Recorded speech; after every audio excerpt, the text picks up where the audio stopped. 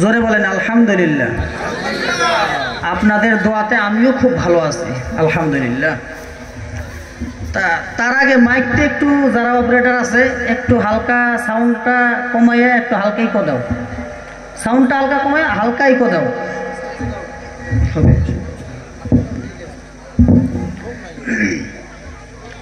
আলহামদুলিল্লাহ আলহামদুলিল্লাহ নাহমাদুহু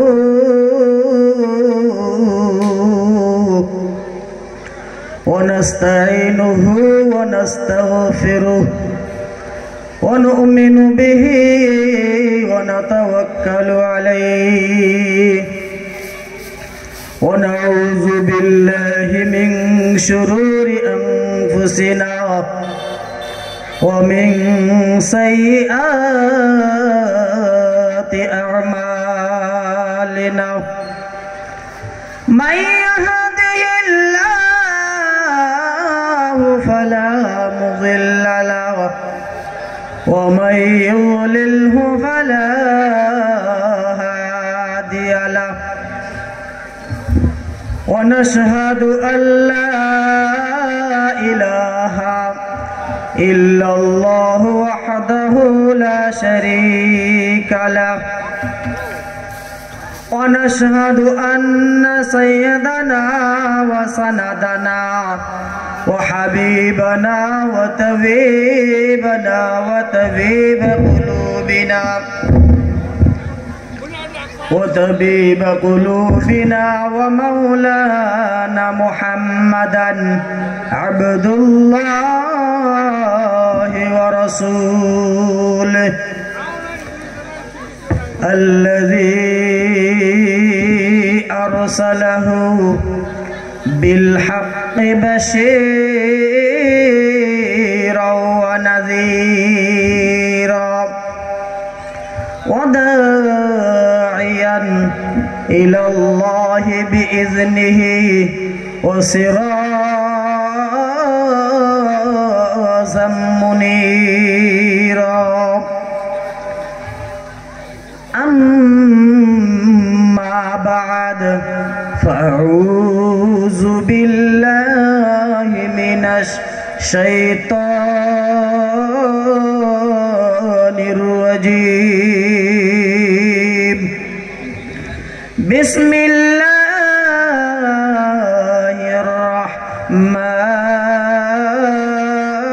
الرحمن الرحيم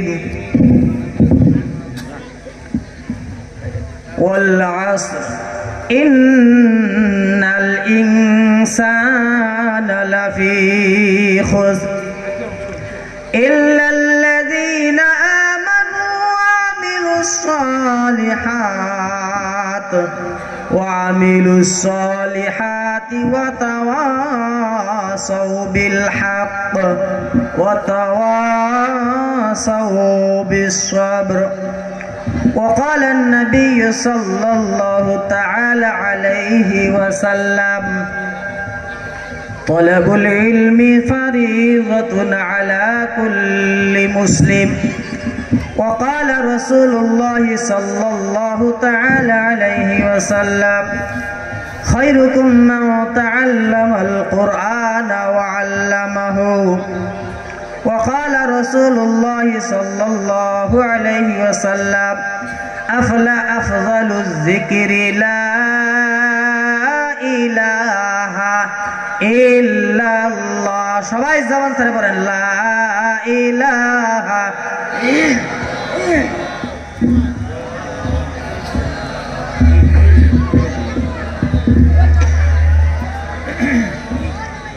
জোরে পড়েন লা ইলাহা ইল্লাল্লাহ লা ইলাহা ইল্লাল্লাহ। হায়রে যার দিলে আছে আল্লাহর ভয়। জোরে পড়েন সবাই মহাব্বতে পড়েন যার দিলে আছে আল্লাহর ভয়।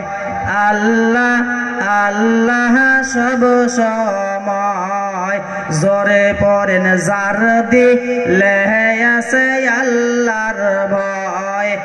আল্লাহ আল্লাহ সব সময়। আহার নিদ্রা ভালো লাগে না, আহার নিদ্রা ভালো লাগে না, ভালো লাগে শুধু আল্লাহ লা ইলাহা। জোরে মোহাব্বত পড়েন লা ইলাহা ইল্লাল্লাহ, লা ইলাহা ইল্লাল্লাহ। যার দিলে আছে আল্লাহর ভয়। আল্লাহ আল্লাহ সব সময়। দুনিয়াদারি ভালো লাগে না, দুনিয়াদারি ভালো লাগে না, ভালো লাগে শুধু ইল্লাল্লাহ লা ইলাহা। মোহাব্বতে পড়েন লা ইলাহা, আর জোরে লা ইলাহা, লা ইলাহা ইল্লাল্লাহু মুহাম্মাদুর রাসূলুল্লাহ। সবাই একবার উচ্চ স্বরে পড়েন সাল্লাল্লাহু আলাইহি ওয়াসাল্লাম। মাইক জিতে পাইলাম না, মাইক খুব গলা টানে। তার মানে আপনাদের তো একদিন, আমাদের প্রতিদিন চলে। মাইক গলা টানে, হালকাই কো দাও ভাই, অপারেটর হালকাই কো দাও, সাউন্ড সিস্টেম একটু ভালো করো। তা আপনারা সবাই বেশিরভাগ আছেন যুবক মানুষ আছেন, কি ভাই আপনি আপনাদের আওয়াজ নাই কেন গলায়? গান বাড়িতে যখন যান ঠিকই আওয়াজ দেন আপনারা।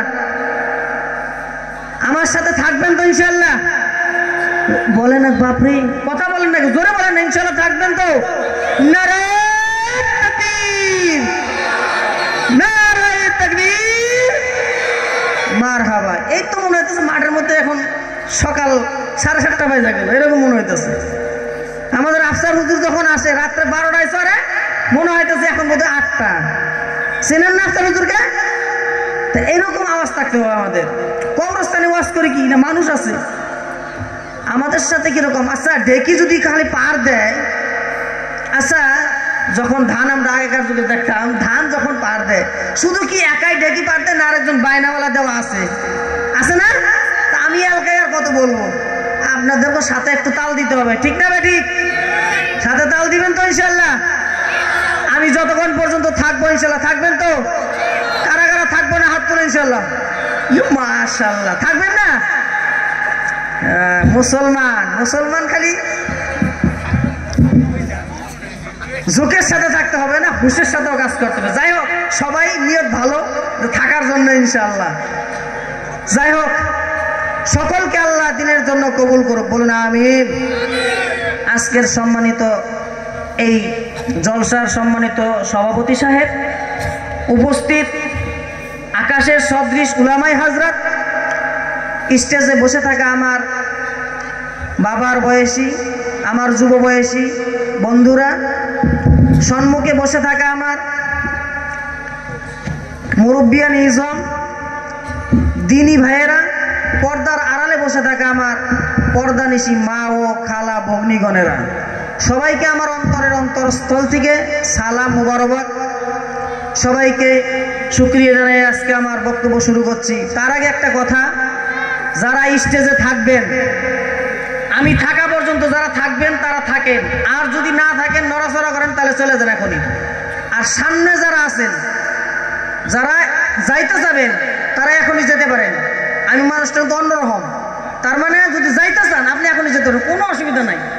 আপনি বক্তব্য চলাকালীন আপনি নড়াচড়া করবেন।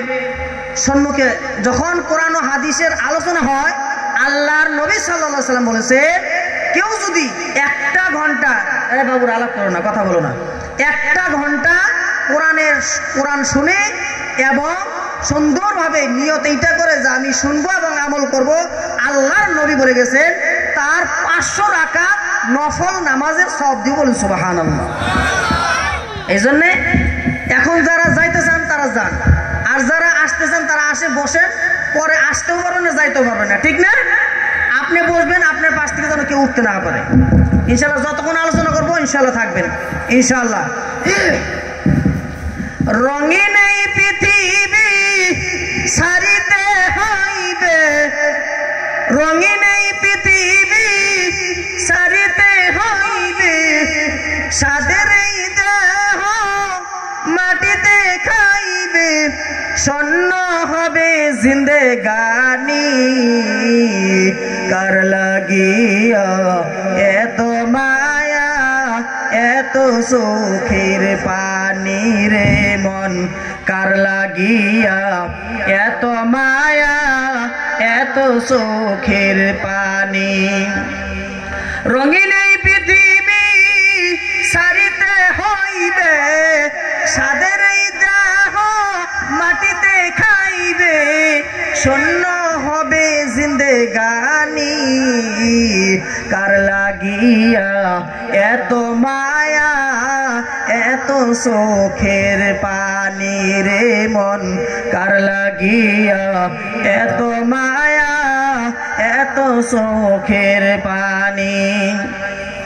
সন্ধ্যা হলে ডুবিবে বেলা, সাঙ্গ হবে ভবেরি খেলা, সন্ধ্যা হলে ডুবিবে বেলা, সাঙ্গ হবে ভবেরি মেলা, কেউ বা ডাকবে মামা বলে, কেউ বা ডাকবে মামা বলে, সারা তো দিবে না জননী, কার লাগিয়া এত মায়া এত চোখের পানি রে মন, কার লাগিয়া এত মায়া এত চোখের পানি। ঠিক না? কার লাইগা দুনিয়া? সব ছেড়ে দুনিয়া ছেড়ে একদিন চলে যেতে হবে। এই যে সুন্দর গঠনটা আছে, দেহটা আছে 3.5 ইঞ্চি 4 ইঞ্চি 5 ইঞ্চি 6 ইঞ্চি যার গঠন আছে, এই বাহাদুরি দুনিয়া থেকে সব একদিন চলে যেতে হবে। তো তার আগে আমি আলোচনা করতে চাই যে সর্বপ্রথম একটা আয়াত, ছোট্ট একটা সূরা, আল্লাহ রব্বুল আলামিনের কোরআনুল কারীম থেকে 114টা সূরা থেকে সূরা 30 নম্বর পারা সূরা আসর তেলাওয়াত করছি। তার মানে আমার ইতিভুক্ত বক্তা বলে গেছেন যে সময়ের বক্তে, এই জন্য আমি সময়ের কি দাম কি মূল্য আমরা তো আজকে বুঝতে পারি না, এই জন্য সময়ের সূরাটা ধরছি।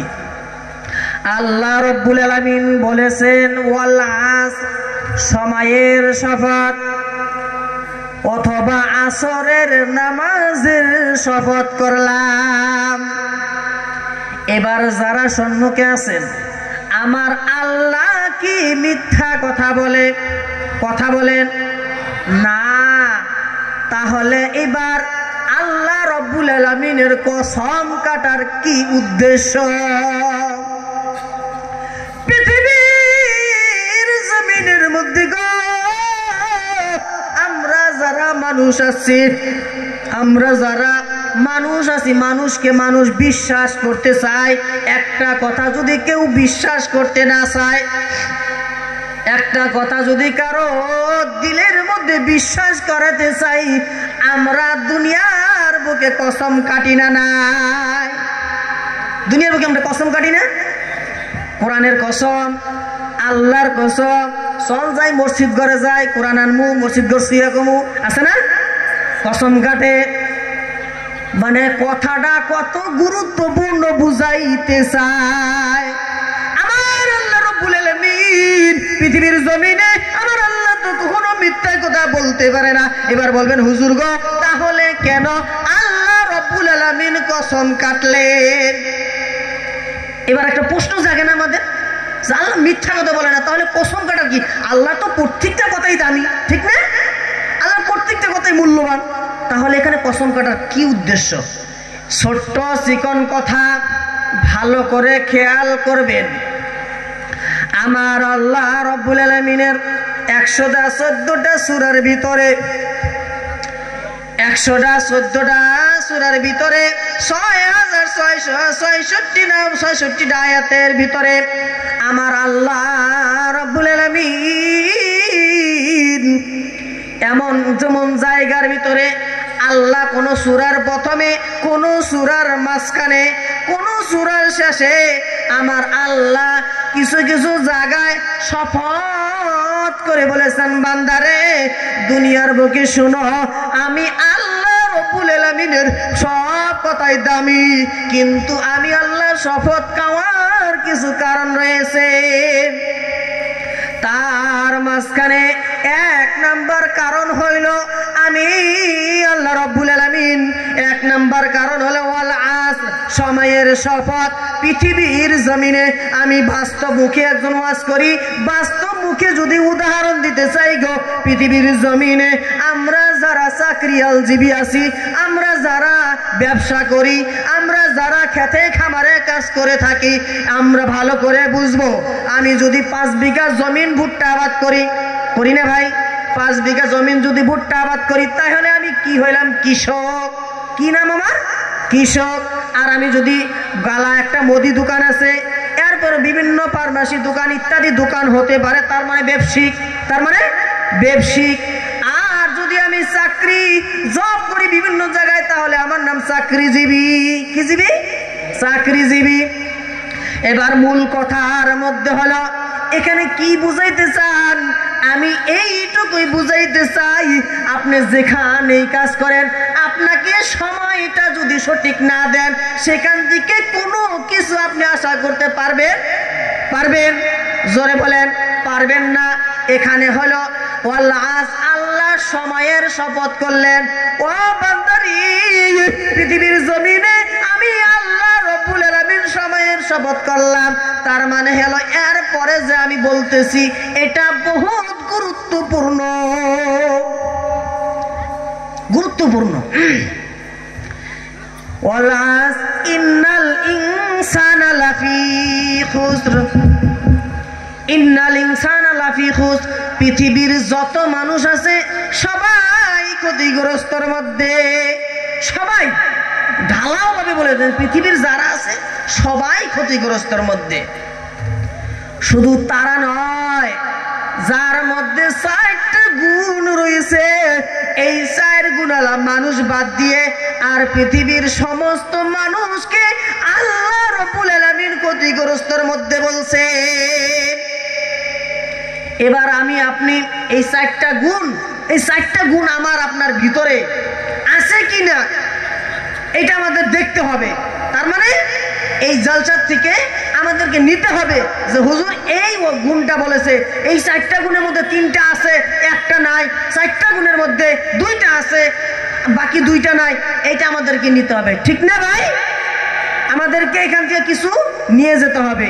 আর যদি কিছু নিতে না পারি, শুধু এই কানের মজা নেই, ওয়াজের কানের মজা, এক কান দিয়ে শুনি, আহা হুজুর আমার কানে টান দিয়ে সুন্দর করে ধরে এমন জোরে টান দিছে, পানির উপরে উড়ে গেছে, পানির নিচে আমার বাবা জাহাজ নিয়ে গেছে, কত নম্বরের সুর। এরকম যদি কানের মজা নিতে চাই, কোশ্চিন কালেও আমাদের ওয়াজ শুনে কোনো ফায়দা নাই। জোরে বলেন, ফায়দা কি নিতে হবে? আমাদেরকে এখান থেকে শিক্ষা গ্রহণ করতে হবে। কি বলতে হবে? শিক্ষা গ্রহণ করতে হবে। এটাই বুঝাইতে চাইছি। আমার আল্লাহ রব্বুল আলামিন বলেছেন, পৃথিবীর জমিনের মধ্যে আল্লাহ রব্বুল আলামিন বলছেন, 1 নম্বরে আমি আল্লাহর উপরে যারা ঈমান আনছেন, ইল্লাল্লাযীনা আমানু। 1 নম্বরে যারা আমি আল্লাহর প্রতি ঈমান এনেছে। এবার আমি আল্লাহর প্রতি কেমন ঈমান আনছে? আচ্ছা, আল্লাহর প্রতি ঈমান যারা আনে, আচ্ছা বলেন তো, আমরা সবাই বলি যে আমি আল্লাহর প্রতি ঈমান আনছি। কেউ যদি আল্লাহর প্রতি এককভাবে ঈমান আনে গো দুনিয়ার জমিনের ভিতরে, মাই গো দুনিয়ার জমিনের ভিতরে, তাহলে আল্লাহর প্রতি যারা ঈমান এনেছে তারা কি কখনো দুনিয়ার ভিতরে শিরক করতে পারে? ভাই ভাষা বোঝা যায়, কথা বোঝা যায়। যারা আল্লাহর প্রতি ঈমান আনছে তারা কি দুনিয়ার ভিতরে শিরিক করতে পারে? পারে না। এবার বললেন হুজুর শিরিক কি বস্তু? অনেক মানুষ জানে না। শিরিক আবার কি বস্তু? এটা খায় না পিন্দে, আছে না হুজুর? শিরিক আবার কি বস্তু? এটা খায় না পিন্দে না মাথায় দেয়, গলায় দেয়। শিরিক বলতে কি বুঝায় আমি প্রত্যেকটা উদাহরণ দিয়ে বাস্তব মুখে আমি বুঝিয়ে দিব আপনাকে শিরিক বলতে কাকে বোঝায়। আল্লাহ রাব্বুল আলামিন যাচ্ছে একক, কুল হুয়াল্লাহু আহাদ আল্লাহুস সামাদ লাম ইয়ালিদ ওয়া লাম ইউলাদ ওয়া লাম ইয়াকুল লাহু কুফুয়ান আহাদ। আমি আল্লাহ রাব্বুল আলামিন একক। এর ভিতরে আল্লাহ রাব্বুল আলামিন গুণ বিতরণ করেছেন। আল্লাহ এক, অদ্বিতীয়, তার কোনো ছেলে সন্তান নাই, তিনি কারো কাছ থেকে জন্ম গ্রহণ করেন নাই, তিনি কাউকে জন্ম দেন নাই। এমনকি আল্লাহ রাব্বুল আলামিন কোনো স্ত্রী নাই, কোনো বিবি নাই, লাম ইয়ালিদ ওয়া লাম ইউলাদ, কোনো ছেলে সন্তান নাই। এখানে যদি কেউ যদি আল্লাহ ব্যতীত অন্য কাউকে যদি আল্লাহ যা পারে, আল্লাহ দুনিয়ার ভিতরে আমাকে রুজি দাতা দিতে পারে, এমনকি দুনিয়ার বুকে যদি কোনো আল্লাহ ছাড়া কেউ আমাকে রুজি দিতে পারে, এইটা যদি আমার মধ্যে আসলো গো, তাহলে দুনিয়ার ভিতরে আমি মানুষ হিসাবে শিরিক করলাম। শিরিক কত ভয়ঙ্কর! এবার বলছে শিরিক কত ভয়ঙ্কর। আমরা যারা এখানে পৃথিবীর জমিনের মধ্যে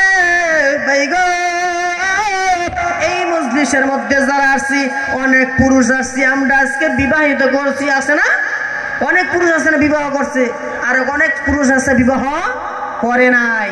এখানে যারা বিবাহ করেছে, মূল কথাটা ভালো করে শুনবেন, যারা বিবাহিত পুরুষ রয়েছে পৃথিবীর জমিনের মধ্যে, যারা বিবাহিত পুরুষ হয়েছে, তারা এখন এখান থেকে বাড়ি যাওয়ার পর আমার স্ত্রী আমার সাথে, তার মানে স্বামীর সাথে হাসি মুখে কথা বলবে, কোনো বাধা নাই, সওয়াব হবে। স্ত্রী স্বামীর সাথে হাসি মুখে রং তামাশা করবে, কোনো বাধা নাই, সওয়াব হবে।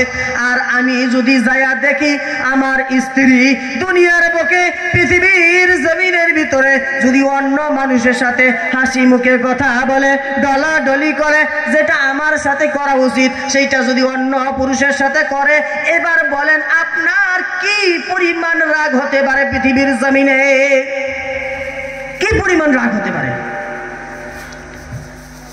আমার স্ত্রী, আপনার স্ত্রী যদি স্বামী স্ত্রীর মধ্যে যেটুকু হয় হাসা মাসা বিদ্যা ইত্যাদি রং তামাশা করা হয়, কিন্তু আপনার যায় দেখেন বাড়িতে আপনার বউ যে দেওয়ারের সাথে কথা বলতেছে হাসি মুখে, আচ্ছা আপনার সহ্য হবে? ভাই কথা বলেন, সহ্য হবে?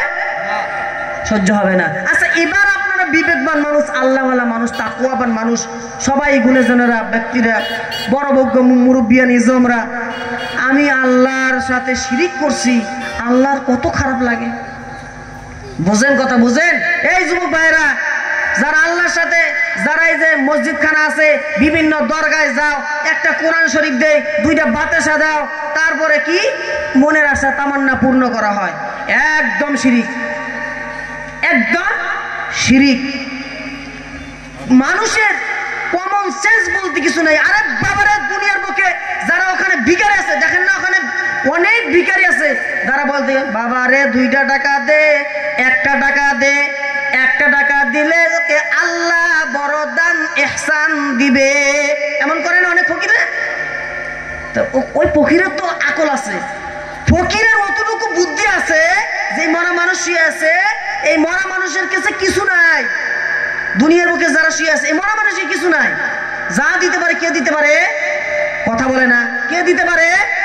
আল্লাহ। যে শুয়ে আছে কেউ দিতে পারে না। দুনিয়ার বুকে যারা দুনিয়া থেকে চলে যায়, তারা হোক আল্লাহওয়ালা, হতে পারে বড় আলেম, তারা দুনিয়া থেকে গেছে, তার কাছে চাওয়া বন্ধ। আল্লাহর নবীর কাছে তো হাত তুলে চাওয়া যায় না, আছে?